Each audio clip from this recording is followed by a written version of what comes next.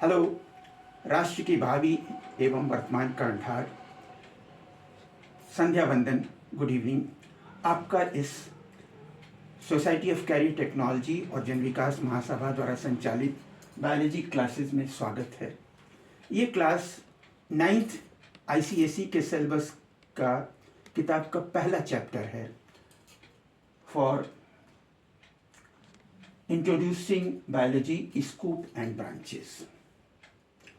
इनमें ये लेक्चर हम अपने 5 मित्रों को समर्पित करते हैं जो कोरोना काल में हमारा साथ छोड़ गए। बरेली में हमारे 2 मित्र थे जो इंग्लिश के टीचर थे, कंपटीशंस की इंग्लिश पढ़ाते थे, मिस्टर सलीम शमसी और मिस्टर विनय कटियार।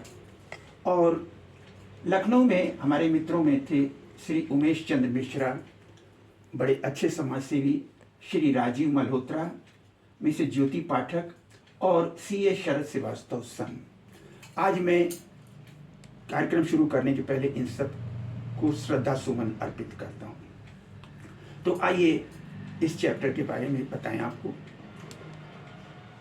जनरली जो क्लासिफिकेशन होता है और टिश्यूज, इनमें बच्चे शुरू में बोर होते हैं, भागते हैं, लेकिन इसे आसान करने का एक तरीका है। सीधी सी बात कि इसमें कुछ बातें तो ऐसी आएंगी जो आप ऑलरेडी पहले से जानते हैं।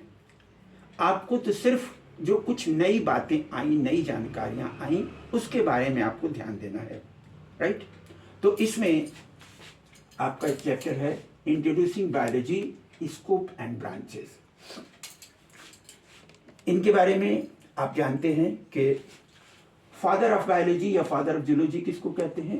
एरिस्टोटल, जो कि 384 से 322 BC में मौजूद थे। फादर ऑफ बॉटनी थियोफ्रेस्टस को कहा जाता है, 370 to 285 BC। Father of medicine Hippocrates को कहा जाता है 460 to 377 BC। आप ये जानते हैं साइंस क्या है? Science is organized or systematic knowledge of anything which is based on observation and experiments. Secondly, biology. Biology या life science. Biology is the study of living organisms or life.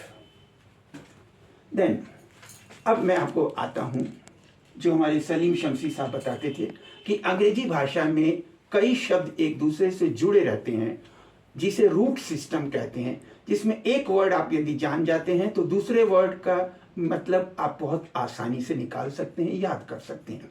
जैसे आप जानते हैं कि जीन क्या है? जीन पीस ऑफ DNA और RNA controlling hereditary character. ये सेल के न्यूक्लियस में क्रोमोसोम्स के ऊपर एक लीनियर ऑर्डर में पाए जाते हैं, लीनियर सीक्वेंस में पाए जाते हैं। दूसरी बात,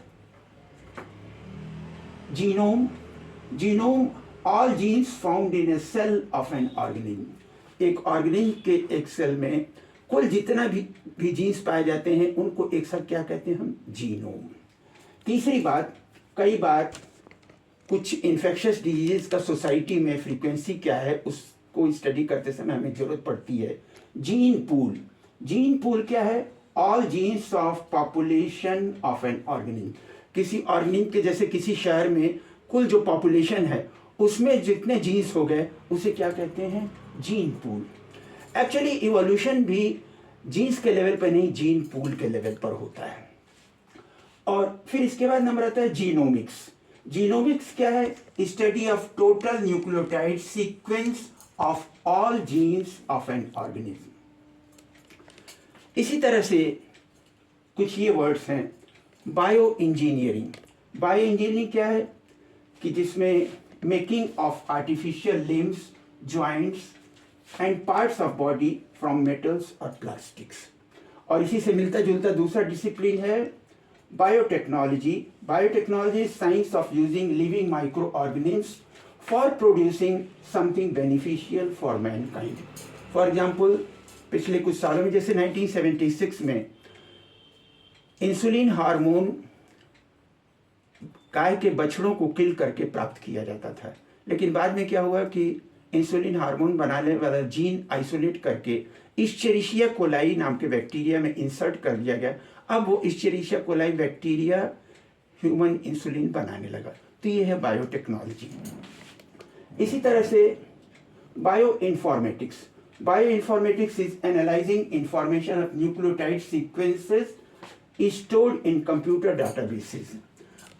ह्यूमन जीनोम कंसेप्ट तक 2003 में मालूम हुआ, तो उसके बाद ये बहुत इंपॉर्टेंट साइंस हो गया कि ह्यूमन के अलावा अब और भी कई ऑर्गेनिम्स के सारे जीन्स के सारे न्यूक्लियोटाइड सीक्वेंस की जानकारी अब है, और उनमें अलग अलग एनिमल्स के जीनोम में जो न्यूक्लियोटाइड सीक्वेंस में अंतर होता है उसका क्या मतलब है, क्या फ़ायदा है, क्या नुकसान है, ये सब चीज़ें बायो इन्फॉर्मेटिक्स में स्टडी की जाती हैं।